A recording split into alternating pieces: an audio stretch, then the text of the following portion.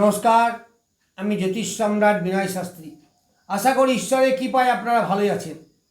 আজকে আমার ভিডিওর আলোচ্য বিষয় রোহিণী নক্ষত্রকে নিয়ে। রোহিণী হচ্ছে 27টা নক্ষত্রের শুভ নক্ষত্র যেগুলো। এই 27টা নক্ষত্রে অনেক ভাগ আছে। উগ্র নক্ষত্র, তীক্ষ্ণ নক্ষত্র, শুভ নক্ষত্র, অশুভ নক্ষত্র, স্থির নক্ষত্র, চল নক্ষত্র, মৃদু নক্ষত্র, অনেক ভাগ আছে। তার মধ্যে একটি শুভ নক্ষত্রদের মধ্যে অন্যতম, খুব ভালো নক্ষত্র। এর অধিপতি চন্দ্রদেব, আর এর দেবতা হচ্ছে ব্রহ্মা। তো এই নক্ষত্রের বিস্তার কতটা? বৃষ রাশিতে 10 ডিগ্রি থেকে 23 ডিগ্রি 20 মিনিট পর্যন্ত এই নক্ষত্রের বিস্তার।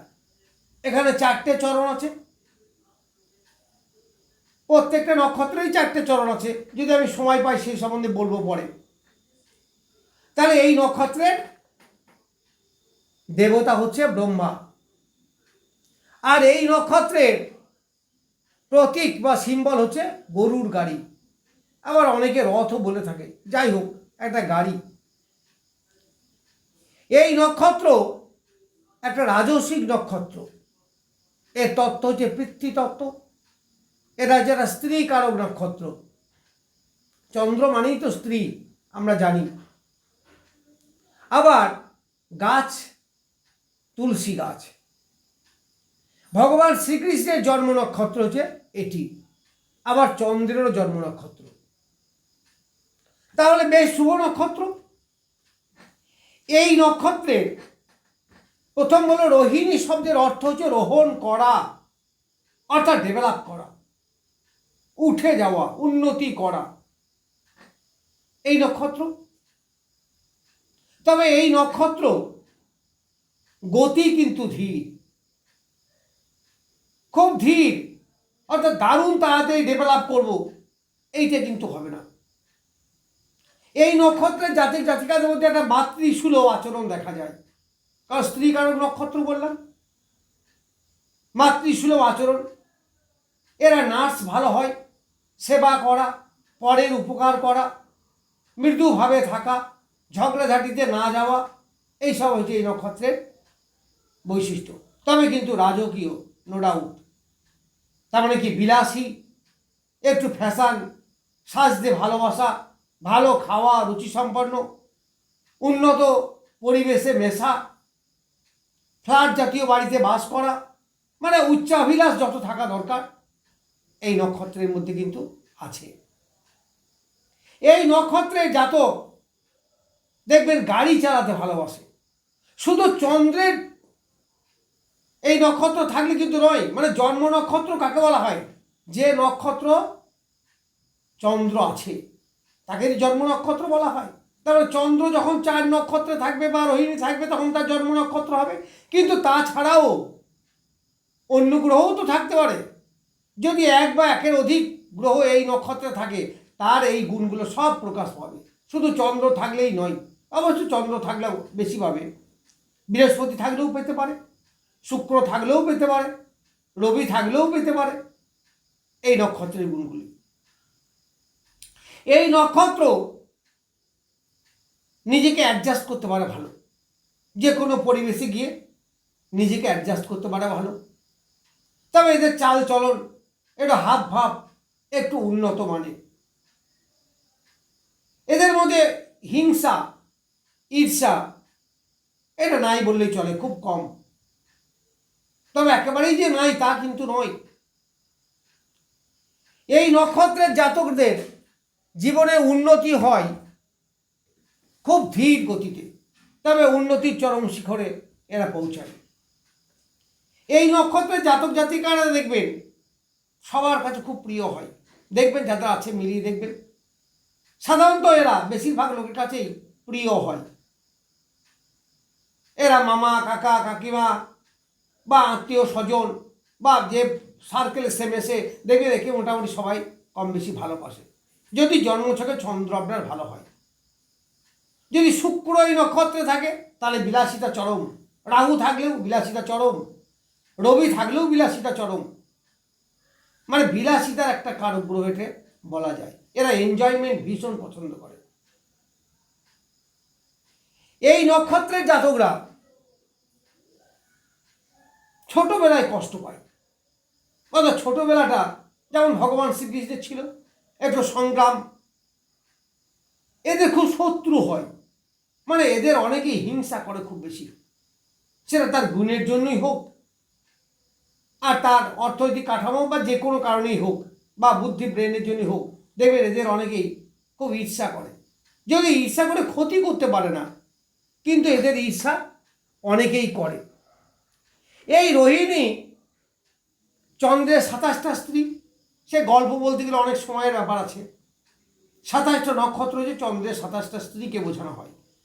এই 27টা স্ত্রীর মধ্যে রোহিণী ছিল সব থেকে সুন্দরী, সব থেকে যৌনকামী, সব থেকে সাজতে ভালোবাসত, সব থেকে চার্মিং বেশি। এই জন্যে চন্দ্রদেব অধিক সময় এই রোহিণীর কাছে কাটাতো,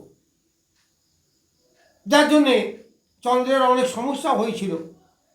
সে দক্ষ রাজার গল্প অনেক কিছু আছে, অতটা এই ভিডিওতে বলা যায় না।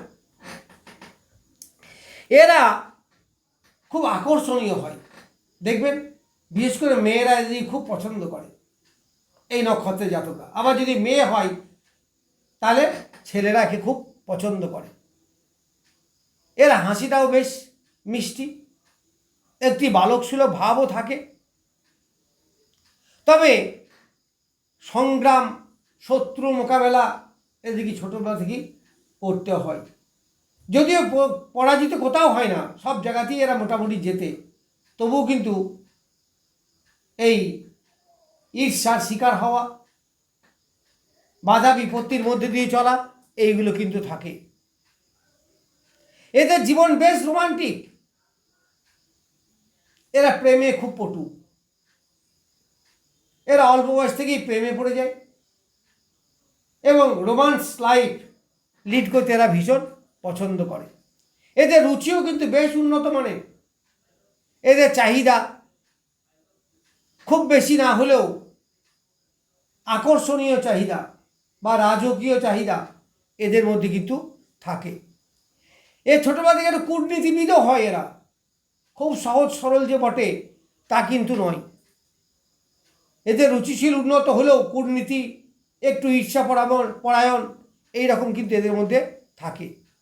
চলার পথে বললাম তো প্রতিবন্ধকতা, বাধা বিপত্তি, এইগুলোর মধ্যে দিয়ে এদের জীবনে এগিয়ে যেতে হয়। তবে শেষে কিন্তু সমস্ত ইচ্ছা তার পূর্ণ হয়।